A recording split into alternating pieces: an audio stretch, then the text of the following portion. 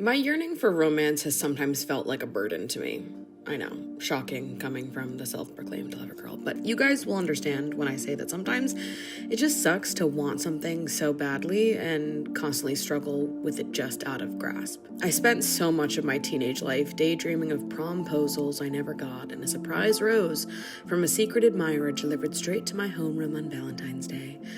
I grew up an observer, but I longed to find someone who really made me feel adored. I spent my early 20s learning and learning again that there are a lot of people who can only show up for you as deeply as they've shown up for themselves. Unfortunately, I'm the firstborn and the eldest daughter, so I was built to understand myself and my emotions from a really young age. I didn't understand what someone meant when they said they were still figuring out what they were looking for mid-date. Well, why are we here then? I didn't understand how someone could choose to go on regular weekly dates with me, sharing a bed whenever I was convinced to take the 6 train down to Astor Place, which was a lot back then, and then act confused that I had feelings for them. Why are you confused? We've been dating and fucking for 3 months. How am I the weird one for feeling something in response to that? I spent my early 20s searching for my great young romance, the one I didn't get in high school. Some people I dated were great, but not for me. Some were fine, but deeply non-committal, and some were emotional terrors, looking for women to fill the silence, taking up their alone time so they could avoid truly being with themselves. I've dated a lot of people, but I've never been somebody's girlfriend. And for a while, that really bothered me, secretly, of course. I was carrying way too much shame about that to say it out loud. It felt too vulnerable to say, hey, there's this thing that I've dreamt of since I was a little girl, and I've been earnestly trying to find it, and that in itself feels really vulnerable. And for whatever reason, I just can't. I felt like the only explanation was that I was secretly unlovable, like this fear hidden deep within my chest had been right all along. I was too intense, I felt too much, and if only I was able to play it cool, someone could grow to like me after I dedicate 11 months of my life hooking up with them and pretending I feel nothing. If I could convince them I don't care at all, then maybe, just maybe, they would like me back. But unfortunately, I couldn't convince anyone that I didn't care if my life fucking depended on it. Point being, I was deep inside my own shame about being single. And this was only a few short years ago. Day 3 of adding an ice cube per follower until I have a igloo. Okay, what the fuck am I doing? I'm done, I promise. I can give you attention now. To give you a glimpse into my mental state, my therapist did ask me if I had ever looked into my Saturn return this week. So, but it's okay, because I'm about to have a really good night. My friend August is coming over. We're going to watch Drag Race. It's going to be exactly what my heart needs right now. Also, can I just say my friend Mika made the cutest video documenting everything that she has crocheted over the last couple months, including these super cute coasters that she crocheted for me and then surprised me with, just sent them over in the mail. But her video left me feeling so inspired because I recently came across this platform called Craftsy, which is like this vast online resource for all things creative and also the sponsor of today's video. Basically, it's an online community offering over 2,000 classes in more than 20 different popular categories, like crochet, knitting, painting, cooking, writing, yoga. Their classes are broken down into really easy to follow step-by-step instructions, which is fantastic and makes the whole thing so much easier to consume. Last week, I took a class on advanced Lightroom techniques for outdoor photography, Lightroom being an application that I already use frequently, and it was super easy to follow and just like a fun way to sharpen my skills and learn something new. After watching Mika's video, I was sitting here like, should I be crocheting? I can't tell you how nice it was to receive these in the mail. What a good skill this would be to have, to be able to make people these handmade crochet coasters. But if you're interested in giving it a go as well, the first 1,000 people to click the link in the description of this video will get a full year of a premium membership to Craftsy for only $1.49. That's only $1.49 for full access to all of their various creative classes. This offer is only valid for new members, so be sure to get in there and maybe we'll be crocheting together. So about unpacking shame. After a night of binging Drag Race, I hopped on a train and headed up to Boston to celebrate my best friend's birthday. So now is as good a time as ever to do some reflection. You probably remember this video, or this video, or maybe even this video. And just then, I was really only scratching the surface of saying the quiet parts out loud. In the years that followed, life continued as it was meant to. A philosophy professor that moved to Europe, a plant enthusiast that came on too sexually way too soon, a podcast editor that just didn't like me that much, and a best friend that I fell head over heels for. Still earnestly trying, and still something just not quite right. But now, something feels different. My shame sometimes pulls up a seat at the table, but most of the time I just feel like the human embodiment of an exhale and a shrug. I look around now and I realize that most of the couples I grew up comparing myself to don't actually have the thing I'm longing for anyways. I mean, yes, on paper they're in a relationship, but to be clear, if I wanted any relationship, we could have done that by now. I realized that my yearning for romance can shapeshift. Longing for someone else to love turns into knowing I'm lucky that I get to spend time loving me. I wear my heart on my sleeve, I'm smart and sensitive and thoughtful, and most importantly, I'm actually ready to be a good partner to someone else. And I think it's the knowing of these things, the truly deeply knowing and embodying these things that have changed me now into the type of person that just doesn't care what happens next. I yearned for romance so hard, I started trusting the universe and actually let go. Funny how that works.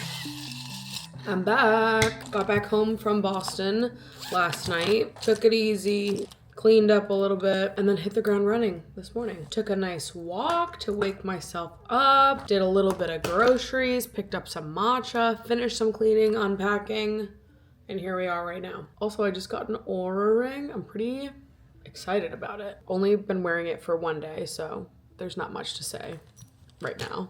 But I've been liking it so far. So I know I just said that I yearned for romance so hard, I eventually started trusting the universe and just let go. Which is true, and also I don't want my words to be misunderstood at all. A phrase or like commonly passed around take that I really hate is the idea of like, it happens when you least expect it, or like, you know, if you let go, if you stop caring, that's the moment that it happens for you. I think that's like some dumb shit that only people that have been in relationships for a long ass fucking time and have no idea what it's like to be single would say.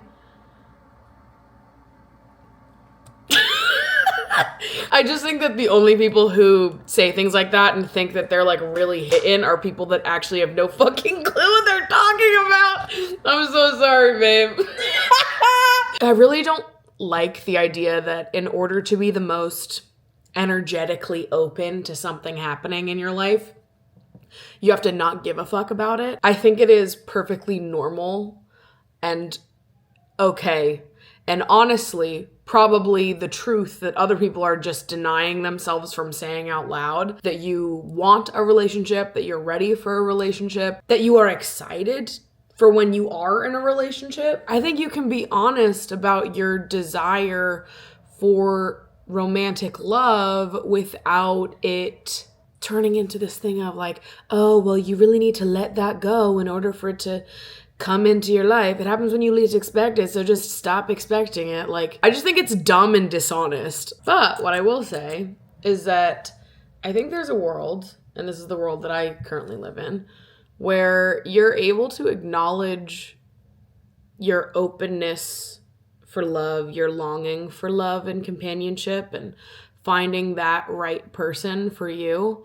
And also that you don't feel like you're in a rush to get to that. I'm excited for it. I'm open to it. I just don't feel ashamed about it anymore. I don't feel ashamed for wanting that, and I also don't feel ashamed for not having it. That's the difference. My desire for romance isn't rooted in me, you know, punishing myself or shaming myself for being single or feeling like there's something wrong with me because of it. And like my openness to love, my excitement for when that does happen is not rooted in me trying to escape the era of my life that I am in reality. I think that lots of things can be true at once. But I remember being a kid, like young teenager. I would sometimes look at the adults that I knew in my life that were unmarried and think inside my head like, oh, I don't want to end up like that. I don't want to be single when I'm, whatever age it was that felt super old when I was 13. And obviously that came from a place of me feeling rejected as a teenager and just like really wanting to feel beautiful and adored, and at that time feeling like the only way I could feel that way is through the attention of men. Which couldn't be farther from the truth now. I also think that me just getting older and learning that I didn't want to have children makes this whole conversation really different for me than it is for a lot of people. Some people fall in love, they meet the right person for them, and other people just, find someone. And I think as I've gotten older, knowing that I don't want children and really just have no reason to rush myself towards any one person. Now when I think about the possibility of being single for longer than my 13-year-old self planned on being, I feel totally neutrally about it. So I'm like, what the fuck do I care? If I'm supposed to meet the love of my life when I'm 55 years old, then like, why the fuck am I going to spend every year leading up to that losing my mind and stressing out about the worst people on planet fucking Earth? You know what I mean? Like, why am I going to force myself to date people that make me miserable, that give me anxiety, that just make me feel in my body like something is wrong all the fucking time? If I'm meant to meet someone that makes me feel totally at ease and gives me butterflies and just lights me up inside, if I'm supposed to meet them next year, if I'm supposed to meet them 3 years from now, 8 years from now, 10, 20 years, I don't care when it is or when it happens. Point being that if the universe has plans to introduce me to this person at this time, at this year of my life, why the fuck am I gonna make myself miserable every single fucking day leading up to that moment? We all want community and closeness and companionship with people. Of course we fucking do. Fortunately for me, I have a lot of that in my life, just not romantic. Or at least not romantic in the like traditional monogamous partner sense, but like I have incredibly romantic friendships. I have an incredibly romantic relationship with myself, the way I move through the world. I do feel very like socially satisfied. I feel well supported. I feel well loved. I look forward to the day where I meet someone that I want to be in a monogamous relationship with. I really do. But I'm not in a rush for it. I don't feel ashamed about it anymore. And to be honest with you, now I look at older single people and think, God, you are so fucking cool. Because I think it is deeply fucking cool to have that kind of relationship with yourself where you are unwilling to settle. If you didn't meet that person, you're not going to settle for some other fucking loser. You'd rather just be alone. I think that is cool. Would I let myself marry some fucking loser just so that other people didn't have to perceive me as being alone or not having found someone? Half of this shit is just about other people's perception of you and not even necessarily what you think about yourself or how happy you are. It's about other people looking at you when you're sitting alone at a restaurant and feeling fucking bad for you. But really, it has nothing to do with you and everything to do with their own insecurities and thoughts inside their own head for why they would be miserable if they were you.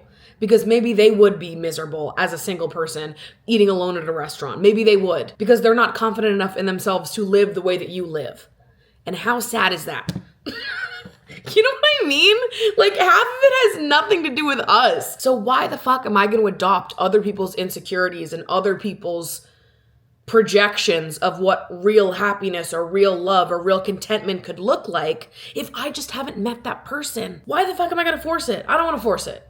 You might want to force it, but I don't. I've also always hated the it'll happen when you least expect it nonsense, because I'm like, sorry, I know that I'm a catch.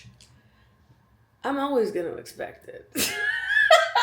And then, of course, you're going to have other people that take this you know, it'll happen when you least expect it sort of deal. And they will describe that sentiment as being essentially what it is that I'm doing right now, which is like, I'm not chasing after this thing. I'm not forcing myself to fit with people that I just don't fit with. I don't really care what the timeline on any of this shit is. I'm just like, when it happens, it will happen. And until then, I'm, you know, I have so many other things to think about. I know there are some people who will liken the phrase "it'll happen when you least expect it" to people that are doing the same thing that I'm doing right now. But I don't agree with that shit either, even though I would fully fit into their definition of what that phrase means. Because I've also been the person that is putting in a lot of effort to dating, going on regular dates, really putting myself out there. And it is so stupid to think that the version of myself that was going on these regular dates and really putting myself out there, that to put in effort towards your dating life would mean that you were caring too much about it and you needed to shut your brain off and not think about it in order. It just is fucking ridiculous.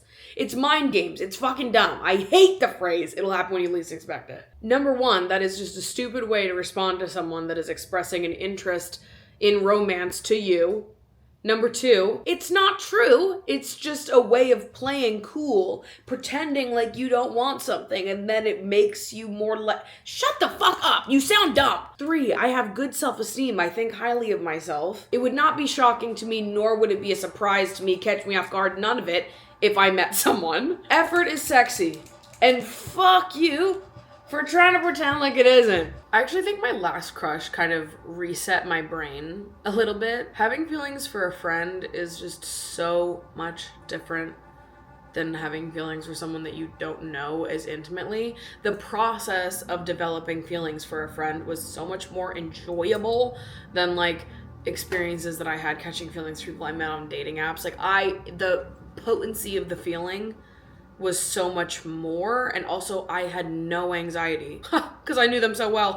Who'da thunk? Who'da fucking thunk? Oh my god, when you have like trust and like a true friendship with someone, when you understand, when you trust inherently that there is like a deep amount of care and love present by default because you are friends, who knew that could make the experience of dating so much more fun and less anxiety inducing? Who fucking knew that? And listen, dating apps were already on the out for me, but I feel like after that, how could dating apps ever be in again for me? How could I ever compare that feeling to dating strangers? It's just never gonna be the same. We already knew I wanted a slow burn, that I was a slow burn type of girl, okay? I already knew that about myself. But now especially, it feels so much more enforced. Like, if I'm looking to like meet people, be friends, get close, develop a sort of rapport, and then allow myself to explore whether or not it could be something more, that is not something that I can just snap my fingers and have it be right in front of me. Like, it just, we've got to sort of feel these things out, let things develop and grow, and see how we're feeling as things are moving. I think the reality is just like, I have a lot of feelings. We all know that. I feel very hard. I fall hard, but I don't fall often. And it's because what I want is so specific. I think I just loved the intimacy of knowing someone as a friend first. And it was the most fun I've ever had having feelings for someone. So I'd love to feel that again sometime. And I don't think you can rush that feeling. So in some ways, I feel like my most recent crush mellowed me out in a way. It removed some of the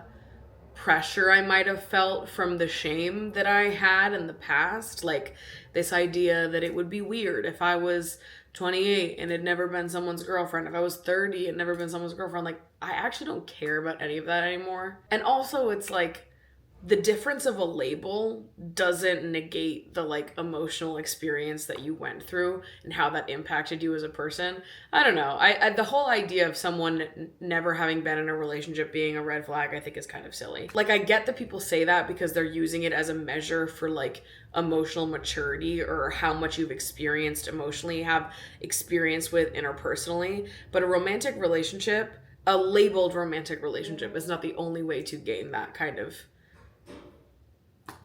lived experience. Also, why the fuck are we acting like people that are in relationships are somehow more emotionally equipped than people who aren't? Famously, that's really not true. Why are we all acting like we don't know at least a couple emotionally stunted people who are constantly in relationships? Sorry. You having been in a relationship or not is not the telltale factor of how like emotionally with it you are. It's just kind of silly. And also it's absolutely not a coincidence that oftentimes the wisest girls you know are eldest daughters who have been single for extended periods of time. That's not a coincidence, actually. I just put all my other rings on for the first time since getting the Aura ring. I wanted to see how it felt to wear all of them, since this one is a little bulkier than some of my other rings. Not really, these ones are huge. It looks good and I don't really notice a physical difference. I hope these other rings don't scratch up the Aura ring, but like if that's the journey that we're going on, then I guess I'm okay with it. I feel like the introduction of dating apps really muddied the water when it came to what it means to be actively dating. I imagine there used to be a time where actively dating meant you were just routinely socializing and being open-minded to meeting someone, but now I feel like actively dating means relentlessly sprinting away from singlehood, and if for whatever reason that's not what you're doing, you're just not doing enough. I've grown, obviously, quite critical of this relationship that most people seem to have with dating and how constant of a pressure that it's been throughout my 20s. I actually don't even know what to answer when people ask me if I'm actively dating. Am I single? Yes. Am I seeing someone? No. Am I open to seeing someone? Yes. Am I on dating apps? No. I guess sometimes I just feel misunderstood. I don't know if people fully understand me when I express that I dream of a love that sweeps me off my feet, but that I'm not willing to kill myself for it. I'm not willing to make myself miserable in pursuit of that love. I'm not willing to hate my solitude or resist loneliness when it pops up. I'm not willing to settle or date someone just to prove to other people how truly desirable I am. I'm not willing to speed up the process of developing my feelings. I'm not willing to be someone's mother or beg someone's son to match me. I yearn for love, but I yearn for the right love. I just got home from seeing the cutest little freaking rom-com. We're so back. Romance movies are so goddamn back. The Ballad of Wallace Island, if you get a chance to go see it, I highly recommend. It was really sweet, really cute. There's this character named Charles who I would take a bullet for, without question. I've mentioned before that the idea of moving on feels like kind of an abstract thing to me, and I don't really resonate with this idea of moving on where the only way to really move on is to completely shut off any feeling you have for this person and turn yourself cold. That's just not really in my personal book of ways I would like to act. And I guess if I'm being honest, the past year of my life has been tough because I know that I am supposed to move on, but I also don't know how in the way that I'm supposed to. I don't know how to forget someone so important to me. And to be honest with you, I don't know if I want to. I don't know if my version of moving on looks as girl boss as some of the rest of y'all's. This idea of like forgetting someone and totally erasing any feeling that you have for them, moving on, being over it. Some days I feel like I'm capable of that, and most days I don't. But also to take what I'm saying right now as being me saying that I'm still in the thick of it, that's not true, right? I feel a lot of clarity. I understand how I feel, and how I feel is not how I felt a year ago. But sometimes that clarity is also painful. Like, okay, hold on, my pizza rolls are ready. I don't know, I'm just fucking talking, I'm starving. They need more time. I've obviously been listening to the new Gaga album a lot, and Vanish Into You is a song that I understand is a love song, but to me it's not a love song. Well, it is, but it's just a more sad love song. When she gets to that line that says, "Once in a blue moon, I'll forget you, and once in your life, you'll be mine," I understand that what she's saying there is like, I love this person so much. I think about them all the time, and we're gonna be together forever. Whatever. But when I listen to the song, I think I hear something different. When I hear the first part of the line, "Once in a blue moon, I'll forget you," acknowledging how deep the love and admiration goes, how it's all-encompassing and never-ending, and only sometimes in the moving on does she actually forget how she feels. Most of the time she is excruciatingly aware of how she feels. Once in a blue moon, her moving on resembles the thing that other people tell you it's supposed to resemble. But most of the time, she's still full of the same kind of love and admiration that she was before the ending happened. But when she says, "And once in your life, you'll be mine," it feels like a stomping of the foot to me. Like saying, despite how much I love you, I also love me. And I don't have never-ending chances for you despite how much I care for you. I can't wait for you forever. I can't hope you'll change forever. I also don't think you want me to do that. So this is like a mutual acknowledgement of the fact that love on its own isn't enough. We had a chance. It's over now. And I am okay with that. What I'm not okay with is reducing my feelings to something non-existent to make other people more comfortable. Does that make sense? It's something I've thought about a lot in like this process of moving on, whatever the fuck that's supposed to mean or look like. Like I don't think that's how my brain or my heart works, to be honest with you. And it's something I've been thinking about a lot. So I think when Mayhem came out and I heard that line, I was like, yeah, once in a blue moon, I forget you. Those feelings are all still real to me. And also, I know that it's meant to be over. And I'm okay with that. And I'm at peace with that. And I agree, actually. I don't even think it's what I want anymore. But that doesn't negate or take away from the love. Like I can know things inside my head, you know? Like I can understand things inside my head and feel them differently in my body. I'm okay with it being over.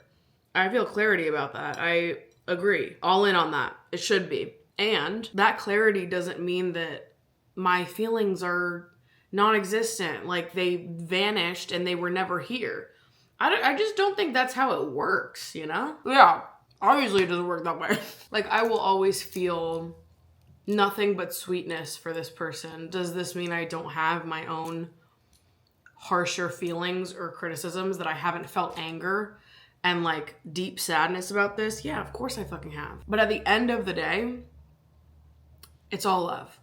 And it always will be. And I just don't know that the discussion around moving on usually has room for you to still love, to still care and admire, and to maintain your appreciation for someone. I just think the idea of like, okay, it's time to move on now. Shove all your feelings in a box and burn it and pretend it never existed. And the next time someone asks you like, oh, how's moving on going? Are you over him yet?